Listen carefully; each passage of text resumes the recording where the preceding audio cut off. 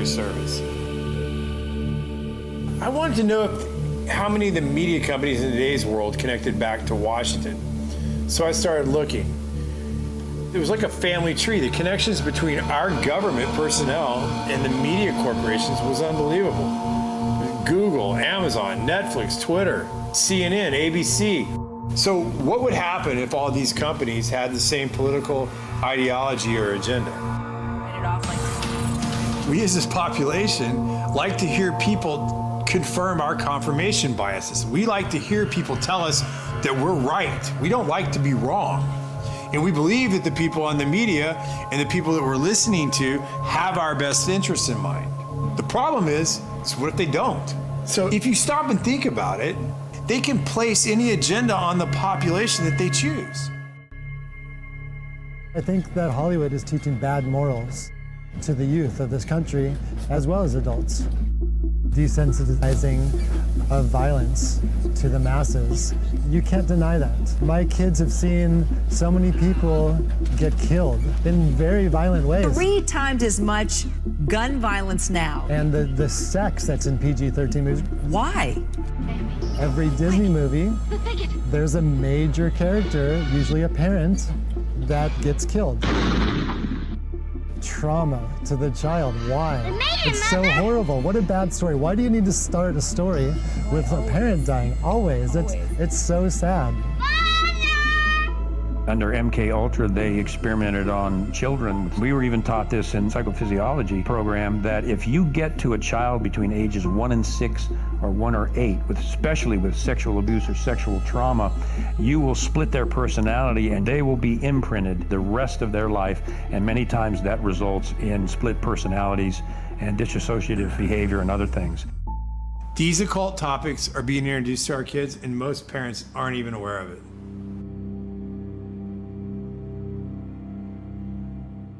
So the biggest surge with this occult type material took place in the late 60s and the early 70s with movies like The Exorcist, Amityville Horror, The Texas Chainsaw Massacre, Halloween, and Roman Polanski's Rosemary's Baby.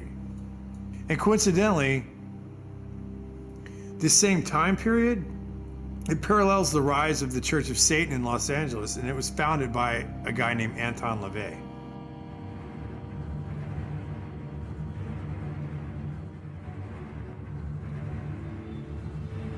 So it is done. When I was a police officer, we had cases of satanic cults right in Arlington, Virginia. Those have been around for decades. They're in the high schools, they're in the colleges, they're in the government, and they're in Hollywood.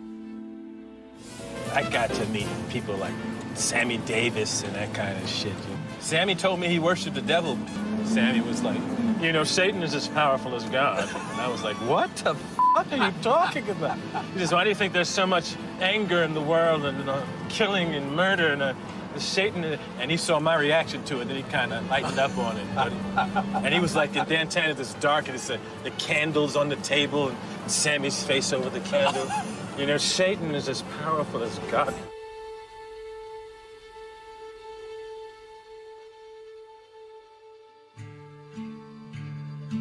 From our point of view, it really makes no difference whether you pray to a father god or to a mother goddess or to an entire gaggle of gods and goddesses. Michael Aquino was a high-level officer in the National Security Agency. He was and is, you'll see him today, a practicing Satanist. He created the Satanic Temple of Set, which he still runs. He was a high-level NSA officer. He's a member of the association I used to be in, the Association of Former Intelligence Officers, AFIO. He's a member of that. He's plugged in big time to the intelligence community, and he wrote a paper called Mind War. And Mind War was about psychological operations against populations, including the domestic population, using Satanist techniques and tools. Aquino was first involved in MK Ultra operations during the Vietnam War as part of the Phoenix program. No, first I've been involved in intelligence and psychological operations for about 40 years in all levels of it and across the intelligence community. You are a lieutenant colonel in the United States Army. Correct. Now, and how does the Army feel about you being head of the Temple of Set? The Army has known about my religion for the entire span of my Army career, which began in 1968, the Army has paid very little attention to it, the same as it would to anybody who was, say, a follower of Hinduism or of Buddhism or any other slightly unusual religion today. He was occupied a position at the Presidio, which was a training facility for the U.S. government, and it was uncovered that he was running a pedophile ring. I think 50 kids came out and fingered him as the guy that had done sexual acts on them as children. It went to trial. He walked from the trial successfully because he had a good attorney, despite the fact that there were multiple witnesses that said Aquino, through satanic rituals, had abused them as children. There's no question that he's a practicing Satanist. Just watch any one of his interviews. On this altar is one of a number of daggers, which we may use in our rituals. This one happened to belong to the commanding general of the most elite unit of Germany's infamous SS, which was concerned with black magic and occultism research in general. Anything that it could find that had to do with the origins of the human race, destiny of humanity. The perverted view of the occult held by Heinrich Himmler was of an evil magic that could help create a new master race. Wewelsburg Castle is where he performed his ceremonies. I have been to the Wewelsburg, which still preserves Heinrich Himmler's ritual chambers to this day, and have conducted a black magical ritual in the so-called Hall of the Dead beneath the Wewelsburg. This particular dagger is inscribed to our comrade in the Leibstandarte Theodor Wisch, Brigadeführer, a major general in the Waffen-SS. And on its blade, it bears the inscription, Mein Ehre heißt Treu, or my honor shall be known by my faithfulness.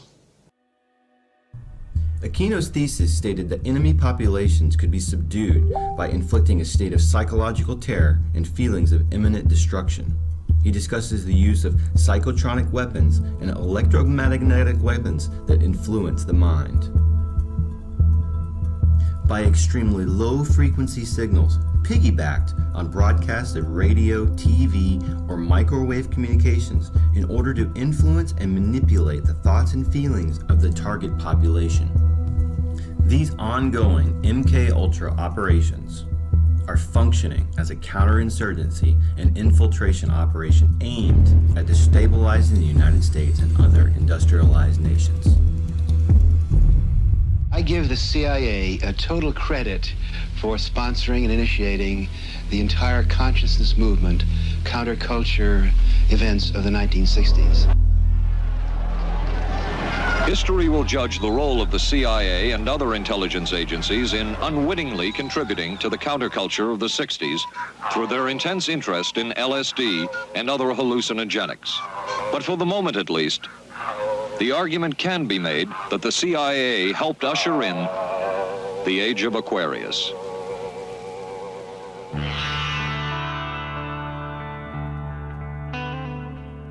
Laurel Canyon was the epitome of the summer of love. I mean, we saw the possibility of the way we could live. It's odd because in Laurel Canyon, so many of the soon-to-be stars there, their parents were in either the military-industrial complex or intelligence or the Pentagon. In Frank Zappa's case, his dad was working at Edgewood Arsenal, where they were doing biochem studies, psychotropic, and exposing U.S. troops to VX nerve gas and other things. The family kept gas masks in their house. He grew up with that in case there was an accident. And Edgewood Arsenal was doing this very similar, related MK-Ultra projects on U.S. troops. The Gulf of Tonkin is another prime example. The commander of the Gulf Fleet in the Gulf of Tonkin, his son was Jim Morrison. They claimed the USS Maddox was attacked by Vietnamese vessels. It was never attacked. As a matter of fact, they put ghost ships on the radar to make it look like they were Vietnamese ships. The Maddox was never attacked. It was an actual, literal false flag to enable the U.S. to declare war on Vietnam. So Jim Morrison's dad was involved in the false flag of the Gulf of Tonkin.